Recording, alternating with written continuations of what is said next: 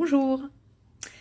Nous continuons aujourd'hui à regarder l'homme Jésus pour découvrir à travers lui qui est Dieu. Alors Jésus n'était pas un prêtre du temple, ni un expert de la loi juive. Il n'a pas fait de grandes études à Jérusalem. Cela ne l'empêchait pas d'être intelligent, de connaître les Écritures et d'en faire une interprétation qui suscitait l'étonnement. Les gens disaient qu'il parlait avec autorité. En fait, tout a vraiment commencé le jour où Jésus s'est fait baptiser par Jean dans les eaux du Jourdain.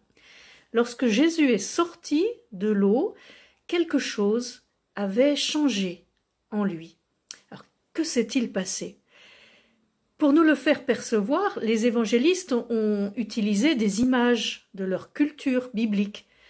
Le ciel qui se déchire, la voix de Dieu qui se fait entendre, et même la colombe qui avait annoncé une terre nouvelle après le déluge et qui représente l'Esprit de Dieu qui vient remplir le cœur de Jésus. Ce jour-là, pour Jésus, c'est en effet une expérience spirituelle qui va changer sa vie. Il touche à quel point Dieu est un ami pour les hommes et un père. Les hommes ne sont pas ses esclaves. Les hommes sont libres et appelés à partager son amour. Et lui, Jésus, doit vivre avec les hommes, devant les hommes, comme ce Fils en qui Dieu a mis tout son amour. C'est à partir de ce jour-là que Jésus va commencer à prendre la route, guérissant et réintégrant les exclus de toutes sortes dans leur humanité.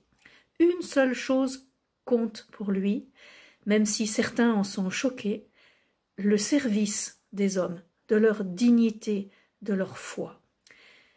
Si on essaye de se représenter Dieu à partir de la vie de Jésus, on a une toute autre image que celle d'un Dieu qui, depuis le ciel, surveille et punit.